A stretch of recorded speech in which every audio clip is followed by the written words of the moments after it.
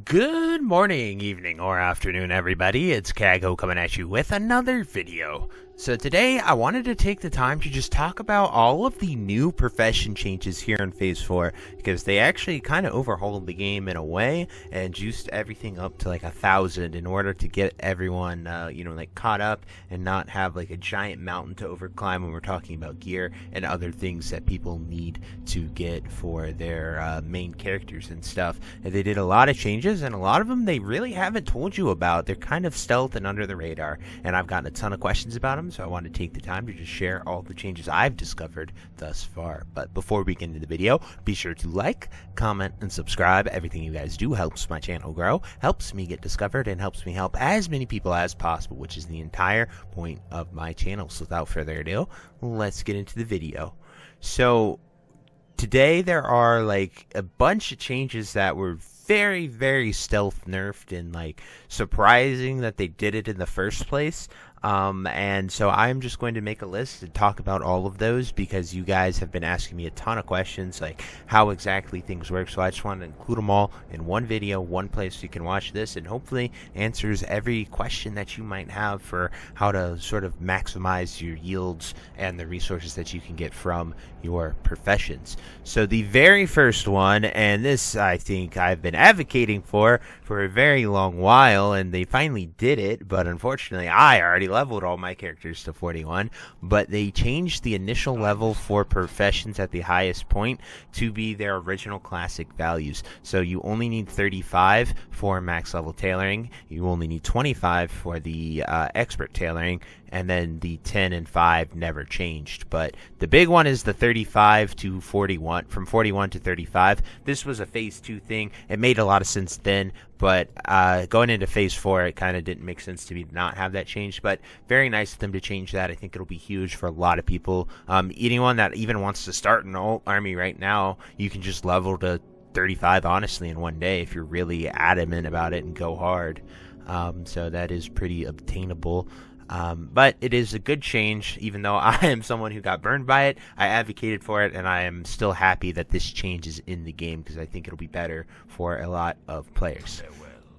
Next, I want to take the time to talk about Mooncloth and Cured Rugged Hide procs. So I've made individual videos about me using my alt army and making a ton of Mooncloth and Cured Rugged Hide, but even then I'm still getting questions on those videos, as well as just general other videos, how that works. So I'm going to explain it the very best that I can. So for tailoring, you need to have tailoring at 300, and you need to go to a Moonwell and make Mooncloth. For tailoring, every single character that you want to do this on requires 300 tailoring. On the bright side, tailoring is very, very cheap right now. It's like 200 to 300 gold, and then you make 1 or 2 Mooncloth cooldowns, and you'll pretty much make your money back, as well as you can tailor a bunch of items, and you can send them over to an enchanter to disenchant them. So both of those things are very, very good here in Season of Discovery. And for tailoring, if you have any character level 35, 25, level them up, make them a tailor, park them in Silithus, and just print money for yourself. You'll thank yourself later. Now, leatherworking is way, way different. Leatherworking requires you to have 300 as well. However, the proc is on the Cured Rugged Hidecraft. So with leatherworking, you have a salt shaker that you shake every 3 days, and it produces refined deep rock salt. Now, that deep rock salt then is used with Rugged Hide to make Cured Rugged Hide. So what I do is my Druid, who's level 60, is my Leatherworker who has Leatherworking at 300, and I'll shake the salt on all my characters, and then I will send the salt to my Druid, and then my Druid will then craft all the Cured Rugged Hides with that salt, because that way I do not have to level leatherworking from 250 to 300, because it is very expensive, unlike tailoring. And this is very important to note that every Mooncloth craft has a base crafting of 3, and every Cured Rugged Hide has a base crafting of 3, and I have procced up to 5. So you get 3 to 5 Mooncloth and 3 to 5 Cured Rugged Hide per craft that you do. To give you an example, I have 7 characters with leatherworking and tailoring that I do this every 3 to 4 days and print about 1,000 gold every single time that procs, 1 to 2k depending depending on the prices. Mooncloth and Cure Rugged Hide are 30 to 50 gold per on my server. So you can do the math if you want to check it out. It just kind of varies. I don't really check or wait. I just kind of put it up there to get my profit because I make so much. So I just want the raw gold right now to be able to help fund my guild and raiding and anything anyone really needs. Next, I want to talk about alchemy changes. So alchemy requires you to do a mastery quest. 2 mastery quests are available. It is Potion Mastery and Transmutation Mastery. They're over here in Tenaris at Steamweedle Port. You can do both of them on one character. You just have to be level 45, and you have to have alchemy to 275 in order to do it. And so that is pretty easy. I have a video talking about that and teaching you guys everything you need to know about that when it was introduced in Phase 3, so you can definitely check that one out if you need to know more about it. But this was in Phase 4 launch, they made it to where procs were a 100% guarantee if you had these masteries done. So you would proc 3 at Phase 4 launch. However, as of yesterday, I think, or 2 days ago, they changed this to make it only proc 2. And this applies to everything, even Arcanite. So people are making a lot of Arcanite Elk bots to get ready for those Hands of Rag, as well as Thunder Fury and a bunch of other things. So very good to see them do that. I think 3 was fine. It really made consumables cheap and feel awesome to where you didn't have to spend hours and hours a day grinding gold. You could have just simply gotten it all. And I really love to see that type of profession use in the game. But, you know, them being at 2 will definitely have more meaningful alchemy and stuff for people doing those professions if they were a massive crafter of those. Then finally, gathering professions. So as of Phase 4, gathering professions, at least for the in-game materials. I do not know about lower level materials. I have not farmed them in a very long time, but I can say in-game materials have a 2 times material rate. So you could pick up a dream foil and you can get like 8 of them just from picking up 1 herb on the ground. So that is really awesome.